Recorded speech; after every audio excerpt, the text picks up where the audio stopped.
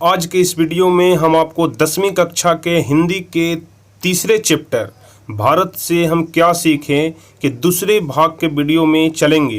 पहले भाग के वीडियो में हम आपको बताए थे 6 नंबर क्वेश्चन तक कि भारत के साथ यूरोप के व्यापारिक संबंध के प्राचीन प्रमाण लेखक ने क्या दिखाए हैं। तो यहाँ तक हम आपको पहले भाग के वीडियो में कंप्लीट करा चुके थे और आज के इस वीडियो में हम आपको क्वेश्चन नंबर 7 से आगे बढ़ेंगे और आपको यहाँ से बताएंगे। तो क्वेश्चन नंबर 7 कहता है कि भारत किस तरह अतीत और सुदूर भविष्य को जोड़ता है। तो यहीं से हम आपको आज आगे पढ़ाएंगे, आगे समझाएंगे। तो चलिए जल्दी से वीडियो को लाइक कर दीजिए। चैनल को अभी तक सब्सक्राइब नहीं किए हैं तो जल्दी से चैनल को सब्सक्राइब कर लीजिए और साथ में बेल आइकन जरूर दबाइएगा जिससे कि हमारे सारे वीडियो का नोटिफिकेशन आपको मिल सके। इसी के साथ साथ हम आपको बता दें कि जिस पीडीएफ के माध्यम से हम आपको बताते हैं, हम आपको पढ़ाते हैं, अगर यह पीडीएफ आप खरीदना चाहते हैं, आप यह पीडीएफ परचेज करना चाहते हैं तो अभी आपके स्क्रीन पर एक व्हाट्सएप नंबर दिखाई दे रहा होगा। आप इस व्हाट्सएप नंबर पर हमें मैसेज कर सकते हैं कि हमें क्लास 10th के इस सब्जेक्ट का पीडीएफ चाहिए। आपको यहाँ पर क्लास 10th के सभी सब्जेक्ट का पीडीएफ उपलब्ध कराया जाएगा। तो बहुत ही कम कीमत पर आप हमसे यह पीडीएफ ले सकते हैं। डिस्क्रिप्शन में आपको पीडीएफ की कीमत का भी पता चल जाएगा और व्हाट्सएप नंबर भी हम आपको डिस्क्रिप्शन में दे देंगे। तो जिन भी किसी भी स्टूडेंट को यह पीडीएफ चाहिए तो वो हमें मैसेज कर सकते हैं। चलिए इसके साथ हम बढ़ेंगे इस चैप्टर में अगले नंबर क्वेश्चन पर, जो कि है 7वां नंबर क्वेश्चन। तो 7वां नंबर क्वेश्चन हम कहता है कि भारत किस तरह अतीत और सुदूर भविष्य को जोड़ता है, स्पष्ट करें। ठीक है, तो इसका आंसर हो जाएगा कि भारत अतीत और भविष्य को जोड़ता है। यहाँ मानवीय जीवन का प्राचीनतम ज्ञान विद्यमान है। यहाँ मानवीय जीवन का प्राचीनतम ज्ञान विद्यमान है। मतलब भारत ही एक ऐसा देश है जहाँ बहुत पहले की जानकारी कि मानव पहले कैसे रहता था, क्या खाता था, क्या पीता था, आदि मानव के बारे में बहुत सी जानकारियाँ यहाँ पर उपलब्ध है। यहाँ की भूमि प्राचीन इतिहास से जुड़ी रही है। यहाँ की संस्कृत भाषा के द्वारा विश्व को चिंतन की ऐसी धारा में अवगाहन का अवसर मिलता है जो अभी तक अज्ञात थी। अतः यह बीते हुए काल और आने वाले समय के लिए सेतु के रूप में मान्य है। तो लेखक यही कहना चाहते हैं कि भारत किस तरह अतीत और सुदूर भविष्य को जोड़ता है। अतीत कहने का मतलब होता है जो समय बीत गया और भविष्य जो समय आएगा। तो यहाँ पर लेखक बताना चाहते हैं कि भारत किस तरह जो समय बीत गया और जो समय आने वाला है, दोनों के रूप में, दोनों समय में एक सेतु का काम करता है, एक पुल की तरह दोनों समय को वह जोड़ता है। तो चलिए 7वां नंबर क्वेश्चन आपका यही कहता था। अब हम लोग देखेंगे 8वें नंबर क्वेश्चन की ओर। तो 8वां नंबर क्वेश्चन कहता है मैक्समूलर ने संस्कृत की कौन सी विशेषताएं और महत्व बतलाए हैं। इस चैप्टर में मैक्समूलर संस्कृत के बारे में कुछ विशेषताएं बतलाए हैं और संस्कृत का कुछ महत्व भी बताए हैं। तो यही क्वेश्चन पूछ रहा है कि इस चैप्टर में मैक्समूलर ने संस्कृत की कौन सी विशेषताएं और कौन सा महत्व बतलाए हैं। तो मैक्समूलर के अनुसार संस्कृत की पहली विशेषता इसकी प्राचीनता है। प्राचीनता कहने का मतलब कि संस्कृत बहुत पुरानी भाषा है। इसके वर्तमान रूप में भी अत्यंत प्राचीन तत्व भली भांति सुरक्षित है। अर्थात जो संस्कृत अभी वर्तमान में मौजूद हैं उसमें भी बहुत भली भांति बहुत पहले के प्राचीन तत्व उपस्थित हैं। संस्कृत की मदद से ग्रीक, लैटिन, कौथिक और एंग्लो सैक्सन जैसी ट्यूटानिक भाषाओं, केल्टिक तथा स्लाव भाषाओं में विद्यमान समानता की समस्या को आसानी से हल किया जा सकता है।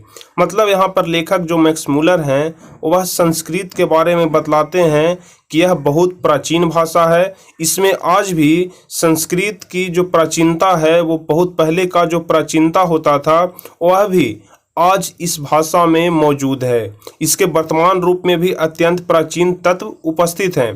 कहने का मतलब हुआ कि यह संस्कृत बहुत पहले का भाषा है और अब भी संस्कृत भाषा बोली जाती है। तो वर्तमान में जो भाषा संस्कृत की बोली जाती है उसमें भी बहुत सारे ऐसे तत्व हैं जो प्राचीन हैं, मतलब बहुत पुरानी प्राचीन तत्व भी आज भी संस्कृत में मौजूद हैं। चलिए अब हम लोग देखेंगे 9वें नंबर क्वेश्चन की ओर। तो 9वां नंबर क्वेश्चन कहता है कि संस्कृत और दूसरी भारतीय भाषाओं के अध्ययन के पश्चात जगत को प्रमुख लाभ क्या क्या हुए। कहने का मतलब कि संस्कृत भाषा से जगत को, मतलब संसार को प्रमुख लाभ क्या क्या हुए। संस्कृत के अलावा कुछ और भी भारतीय भाषा है, इससे संसार को क्या क्या लाभ हुए। तो इसका उत्तर हो जाएगा कि संस्कृत और दूसरी भारतीय भाषाओं के अध्ययन से मानव जाति के बारे में पाश्चात्य जगत के विचार व्यापक और उदार बने हैं। लाखों करोड़ों अजनबियों तथा वरवर समझे जाने वाले लोगों को भी अपने परिवार के सदस्य की भांति गले लगाने की संस्कृत का विकास हुआ। ठीक है, कहने का मतलब हुआ कि यहाँ लाखों करोड़ों अजनबी है, मतलब सब एक दूसरे को जानते नहीं हैं, फिर भी सभी लोग अपने एक परिवार के सदस्य की भांति एक दूसरे को गले लगाते हैं और जो भारत की संस्कृति है उसको विकास की तरफ ले जाते हैं। इसके अध्ययन ने मानव जाति के संपूर्ण इतिहास को एक वास्तविक रूप में प्रकट करके दिखाया है जो पहले नहीं हो पाया था। इसके अध्ययन के पश्चात जगत में विश्व के प्राचीनतम अवस्था का ज्ञान प्राप्त किया जा सका। विश्व के प्राचीनतम अवस्था कहने का मतलब कि बहुत साल पहले विश्व किस स्थिति में था, इसी चीज को संस्कृत के द्वारा यहाँ पर बतलाया जाता है। अब हम लोग देखेंगे 10वां नंबर क्वेश्चन कि समस्त भूमंडल में सर्वविध संपदा और प्राकृतिक सौंदर्य से परिपूर्ण देश भारत है, लेखक ऐसा क्यों कहते हैं। आप लोग इस चैप्टर को पढ़े होंगे तो वहां पर एक लेखक एक लाइन लिखे हैं कि समस्त भूमंडल में सर्वविध संपदा और प्राकृतिक सौंदर्य से परिपूर्ण देश भारत है। कहने का मतलब हुआ कि जो भारत है वह सर्वविध संपदा है, मतलब यहाँ सभी कुछ का भंडार है और प्राकृतिक सौंदर्य से यह भरा हुआ देश है भारत। तो लेखक ऐसा क्यों कहते हैं, यही आपको क्वेश्चन में पूछ रहा है। तो इसका जवाब हो जाएगा कि भारत ऐसा देश है जहां मानव मस्तिष्क की उत्कृष्टतम उपलब्धियों का सर्वप्रथम साक्षात्कार हुआ है। यहाँ जीवन की बड़ी से बड़ी समस्याओं के ऐसे समाधान ढूंढ निकाले गए हैं जो विश्व के दार्शनिक के लिए चिंतन का विषय है। यहाँ जीवन को सुखद बनाने के लिए उपयुक्त ज्ञान एवं वातावरण का सानिध्य मिलता है जो भूमंडल में अन्यंत्र नहीं है। कहने का मतलब कि भारत में जीवन को सुखद बनाने के लिए कि यहाँ के लोग सुखी से जीवन यापन कर सकें, उसके लिए भारत में जो उपयुक्त ज्ञान मिलता है और जैसा वातावरण भारत में मिलता है वह भूमंडल के किसी भी कोने में नहीं पाया जाता है। इसलिए यहाँ पर लेखक कहते हैं कि समस्त भूमंडल में सर्वविध संपदा और प्राकृतिक सौंदर्य से परिपूर्ण देश भारत है। तो 10वां नंबर क्वेश्चन आपका यही कहता था। अब हम लोग आगे बढ़ेंगे 11वें नंबर क्वेश्चन की ओर कि लेखक ने नया सिकंदर किसे कहा है, ऐसा कहना क्या उचित है, लेखक का अभिप्राय स्पष्ट कीजिए। इस क्वेश्चन को बताने से पहले हम आपको एक छोटी सी जानकारी दे दें कि अगर हमको पढ़ाने के बाद भी अगर आपके मन में किसी प्रकार का कोई भी डाउट रह जाता है या फिर किसी भी प्रकार के बिहार बोर्ड से संबंधित जरूरी सूचना पाने के लिए आप लोग हमारे फेसबुक ग्रुप में जरूर जुड़ जाइए और साथ ही साथ आप हमारे टेलीग्राम ग्रुप में जुड़ जाइएगा, जिससे कि सीधे आपका कांटेक्ट हमसे हो सके और कुछ भी जानकारी सबसे पहले हम आप तक पहुंचा सकें। चलिए अब हम लोग देखेंगे 11 नंबर क्वेश्चन। तो 11 नंबर क्वेश्चन कहता था कि लेखक ने नया सिकंदर किसे कहा है, ऐसा कहना क्या उचित है, लेखक का अभिप्राय स्पष्ट कीजिए। तो इसका उत्तर हो जाएगा कि लेखक ने नया सिकंदर भारत को समझा जानन एवं संपूर्ण लाभ प्राप्त करने हेतु भारत आने वाले नवागंतुक अन्वेषकों, पर्यटकों एवं अधिकारियों को कहा है। कहने का मतलब कि जो यहाँ पर लेखक मैक्स मूलर हैं वो नया सिकंदर भारत को समझने वाले जानन एवं संपूर्ण लाभ प्राप्त करने हेतु भारत आने वाले नवागंतुक अन्वेषक पर्यटक, पर्यटक कहने का मतलब कि जो बाहर से विदेश से भारत घूमने आते हैं उनको पर्यटक बोला जाता है, एवं अधिकारी को मैक्समूलर ने यहाँ पर सिकंदर की उपाधि दी है। उसी प्रकार आज भी भारतीयता को निकट से जानने के नवीन स्वप्रदेशी को आज का सिकंदर कहना अतिशयोक्ति नहीं है, यह उचित है। मतलब यहाँ पर अभिप्राय पूछ रहा है कि क्या सिकंदर कहना उचित है या नहीं, तो यहाँ पर लेखक के अनुसार उसी प्रकार आज भी भारतीयता को निकट से जानने के नवीन स्वप्रदेशी को आज का सिकंदर कहना गलत नहीं है बल्कि यह उचित है। तो 11 नंबर क्वेश्चन आपका यही कहता था। अब हम लोग देखेंगे 12 नंबर क्वेश्चन को। यह चैप्टर थोड़ा जटिल है, आपको समझने में परेशानी हो सकती है, तो इस चैप्टर को बहुत ही ध्यान से समझिएगा। अगर एक बार में न समझ में आए तो इसे 2-3 बार भी आप देखकर अच्छी तरीके से समझ जाइएगा। चलिए 12 नंबर क्वेश्चन कहता है कि धर्मों की दृष्टि से भारत का क्या महत्व है, अथवा धर्म की दृष्टि से भारत का क्या महत्व है, भारत से हम क्या सीखें, पाठ के आधार पर बताइए। कहने का मतलब हुआ कि इसी चैप्टर के आधार पर यह आपको बताना है कि धर्म की दृष्टि से भारत का क्या महत्व है। तो इसका जवाब होगा कि भारत प्राचीन काल से ही धार्मिक विकास का केंद्र रहा है। आप सभी लोग जानते हैं कि यहाँ धर्म की बहुत बड़ी पूजा की जाती है। यहाँ धर्म के वास्तविक उद्भव, उसके प्राकृतिक विकास तथा उसके अपरिहार्य ज्यमा रूप का प्रत्यक्ष परिचय मिलता है। भारत वैदिक धर्म की भूति है, बौद्ध धर्म की यह जन्मभूमि है। मतलब बौद्ध धर्म की उत्पत्ति कहाँ हुई थी, तो बौद्ध धर्म की उत्पत्ति भारत में ही हुई थी। पारसियों के जरथुस्त्र धर्म की यह शरण स्थली है। ठीक है, पारसियों में एक धर्म चलता है जिसका नाम है जरथुस्त्र धर्म, इसका यह शरण स्थली है। आज भी यहाँ नित्य नए मतांतर प्रकट एवं विकसित होते रहते हैं। इस तरह के भारत धार्मिक क्षेत्र में विश्व को आलोकित करने वाला एक महत्वपूर्ण देश है। मतलब हर हाल में धर्मों की दृष्टि में भारत का महत्व बहुत ही अधिक है। इस बात को यहाँ पर लेखक भी कहते हैं। तो अच्छी तरीके से इस क्वेश्चन को आप लोग समझ जाइएगा। अब हम लोग देखेंगे 13 नंबर क्वेश्चन। तो 13 नंबर क्वेश्चन कहता है कि लेखक ने नीति कथाओं के क्षेत्र में किस तरह भारतीय अवदान को रेखांकित किया है। लेखक ने नीति कथाओं के क्षेत्र में किस तरह भारतीय अवदान को रेखांकित किया है। तो लेखक ने बताया है कि नीति कथाओं के अध्ययन क्षेत्र में नवजीवन का संचार हुआ है। समय समय पर विविध साधनों और मार्गों द्वारा अनेक नीति कथाएं पूर्व से पश्चिम की ओर प्रवाहित रही है।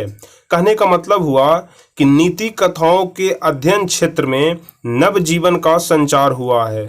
समय समय पर विविध साधनों और मार्गों द्वारा अनेक नीति कथाएं पूर्व से पश्चिम की ओर प्रवाहित होती है। यहाँ पर लेखक यह बताना चाहते हैं कि भारत में नीति कथाओं का बहुत ही ज़्यादा महत्व है।